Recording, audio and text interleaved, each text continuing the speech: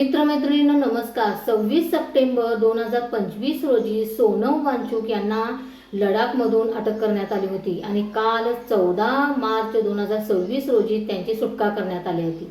तर आपण थोडक्यात समजून घेऊया की सोनम वांगचुक यांना अटक का करण्यात आली होती.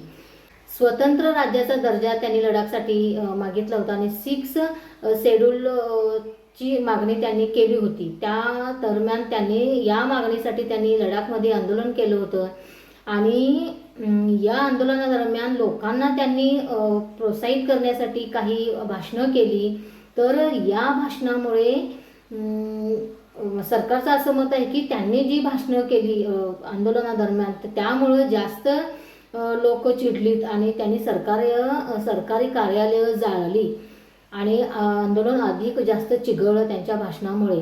म्हणून त्यांच्यावर NSA सारखा कायदा लागू केला आणि त्यांना जेलमध्ये टाकलं. NSA म्हणजे नॅशनल सिक्युरिटी ॲक्ट हा कायदा आहे आणि या कायद्यामध्ये अशी तरतूद आहे की FIR जरी नोंद नसला एखाद्या व्यक्तीवर तरीही त्यांना अटक करून काही महिने जेलमध्ये हे लोक डांबू शकतात, असा हा कायदा आहे. आणि हाच कायदा त्यांच्यावर हा ॲक्ट त्यांच्यावर लागू केला आणि त्यांना जेलमध्ये टाकलं.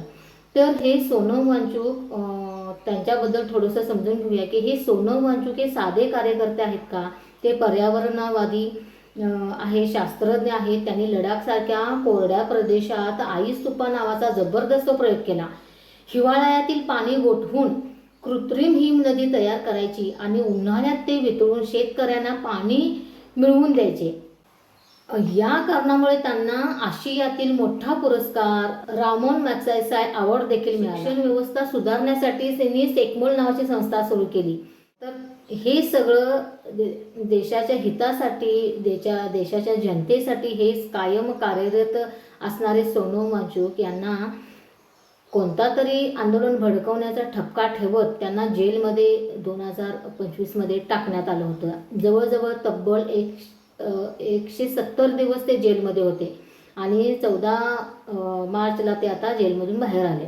सोनम वांगचुक यांच्या कुटुंबियाने सुप्रीम कोर्टात याचिका दाखल केली होती. NSA हा चुकीचा कायदा त्यांच्यावर लावलेला आहे आणि त्यांना अटक केलेली आहे असं ह्या कुटुंबाचा दावा होता, त्यांच्या कार्यकर्त्यांचा दावा होता.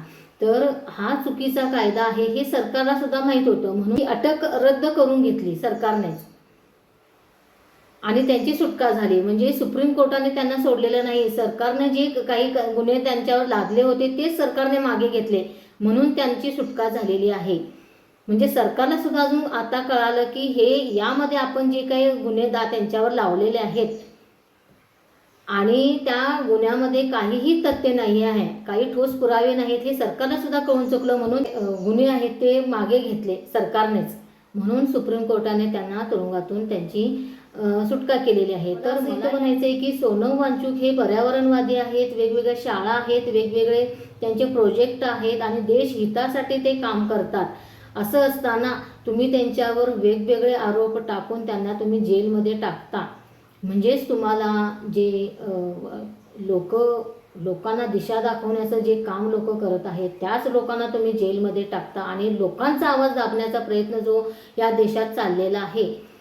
तर सत्य आहे, हे सत्य कधी ना कधीतरी बाहेर येतं आणि जे असत्याच्या मार्गाने जात आहेत त्यांना माघार घ्यावी लागते. हे या प्रकरणावरून सिद्ध. सोनम वांगचुक सारखी अनेक लोक आपल्या देशात आहेत, ते देशाच्या हितासाठी लोकांच्या हितासाठी कामं करत आहेत. त्यांना आपण सपोर्ट करणं आणि त्यांच्या सोबत राहणं आपलं हे कर्तव्य आहे. सोनम वांगचुक यांचा आवाज दाबण्याचा सरकारनं प्रयत्न केला होता का आणि तो प्रयत्न अयशस्वी झाला असं तुम्हाला वाटतं का?